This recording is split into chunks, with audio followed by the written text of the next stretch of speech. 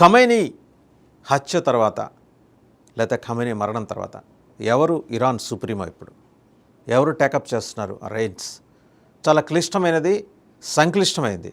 40 ఏళ్ల పాటు అప్రతిహతంగా పరిపాలన సాగించాడు. మంచో చెడో తను నమ్మిన విధానాలకి, తను నమ్మిన సంప్రదాయానికి కట్టుబడి పరిపాలన చేశాడు. దానికి కట్టుబడిన వాళ్ళని నిర్దాక్షిణ్యంగా చంపేశాడు. దాదాపు 36,000 మంది హతమయ్యారు ఆయన పరిపాలనలో.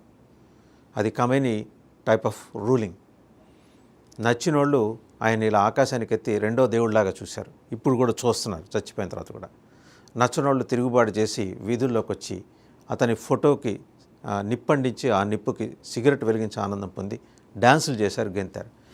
సో ఆయన తర్వాత ఎవరు నెక్స్ట్? ఖచ్చితంగా వస్తుంది. నెక్స్ట్ ఎవరు? మన ఏదో సినిమాలో నాని డైలాగ్ కూడా ఉంటుంది, నెక్స్ట్ ఏంటి అలాగే. నెక్స్ట్ ఎవరు ఇరాన్లో? ఎందుకంటే లార్జ్ పీరియడ్ అది. చూస్తే 40 ఏళ్ళు ఆయన వేసిన ముద్ర సామాన్యమైంది కాదు.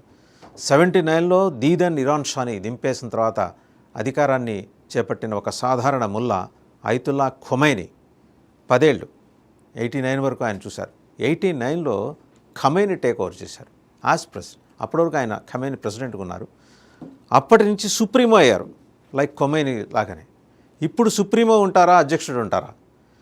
మరి అమెరికన్ ప్రెసిడెంట్ ప్రపంచంలో ఎవరైనా గాలి పీల్చుకోవాలన్నా, ఎవరైనా మంచినీళ్ళు తాగాలన్నా నా పర్మిషన్ ఉండాలి, అంటే తన పర్మిషన్ ఉండాలని చెప్పే డొనాల్డ్ ట్రంప్ దగ్గర 3 పేర్లు ఉన్నాయంట. కానీ నేను ఇప్పుడే చెప్పనంటున్నాడు. ఇప్పుడే చెప్పేస్తే ఎలాగా? ముందర థింగ్స్ అన్నీ సెట్ డౌన్ అవ్వాలి కదా, సెట్ రైట్ అవ్వాలి కదా, అప్పుడు చెప్తానని ఆయన న్యూయార్క్ టైమ్స్కి ఇచ్చిన ఇంటర్వ్యూలో చెప్పాడు. సరే, ఈ సమయంలో ఇంత రిస్క్ తీసుకొని ఏదైనా పేరు వాళ్ళు పొరపాటున అనౌన్స్ చేస్తే